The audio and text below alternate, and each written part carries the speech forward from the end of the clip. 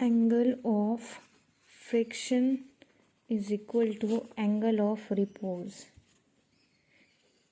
Is equal to tan theta is equal to mu, ये होता है और इसको हमको शो करना है। तो सबसे पहले हम ये मान लेते हैं कि ये एक ब्लॉक है और यहाँ पे वेट यहाँ पे लग रहा है ऐसे, सेंटर ऑफ मास इसका मान लेते हैं ये है, वेट mg है, तो यहाँ पे नॉर्मल रिएक्शन कुछ लग रहा होगा और जब नॉर्मल रिएक्शन यहाँ पे मेरा कुछ होगा तो यहाँ पे हम लोग मान लेते हैं कि यहाँ पे मेरा फ्रिक्शन है और यहाँ पे मेरा रिजल्टेंट है, ठीक है। तो अब यहाँ पे एंगल थीटा बन रहा है, तो एंगल ऑफ फ्रिक्शन जो होता है वो क्या होता है, एंगल बिटवीन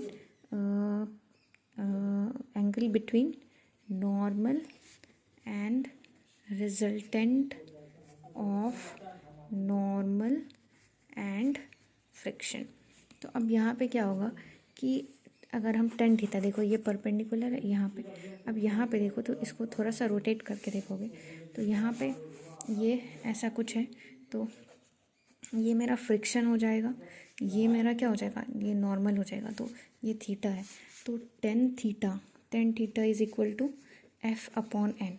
तो फ्रिक्शन क्या होता है, फ्रिक्शन होता है म्यू इंटू एन, तो mu into N by N is equal to, तो tan theta is equal to mu. तो ये हो गया मेरा एंगल ऑफ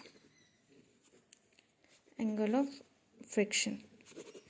अब नेक्स्ट है मेरा एंगल ऑफ रिपोज।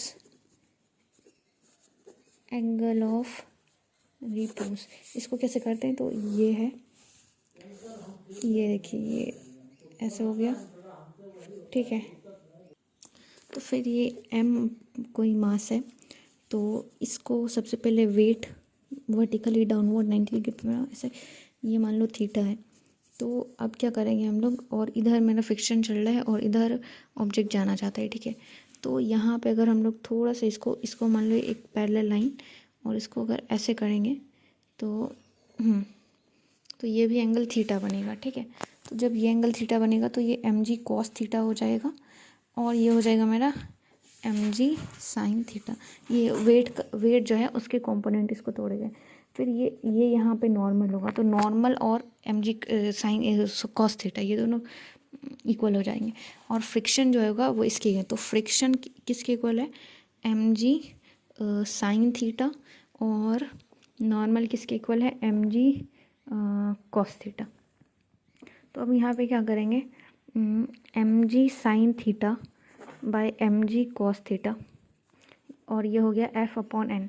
तो mg के sin theta by cos theta, ये टेन थीटा और ये mu into n by n, तो tan theta is equal to mu, ये हो गया tan theta is equal to mu. ये है मेरा एंगल ऑफ रिपोज। तो एंगल ऑफ रिपोज भी मेरा म्यू आया और एंगल ऑफ फ्रिक्शन भी मेरा म्यू आया।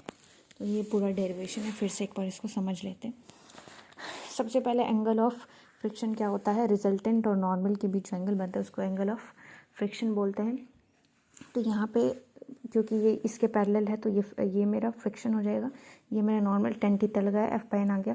फिर एंगल ऑफ रिपोज में ये एम मास का है, इधर ये ऑब्जेक्ट ये इसको बैलेंस, इसको अगर ये बैलेंस होना चाहते हैं तो फ्रिक्शन इसको इधर बैलेंस कर रहा है mg sin थीटा को, ये वेट का कंपोनेंट है, और mg cos थीटा इसको नॉर्मल को बैलेंस कर रहा है, ठीक है। इसको ये कर रहा है और इसको ये कर रहा है, तो इसको हम लोग डिवाइड कर दें mg sin theta by mg cos theta F by N. तो एफ का फॉर्मूला होता है म्यू इंटू एन, तो म्यू इंटू एन पुट किया तो यहाँ ये आंसर मिला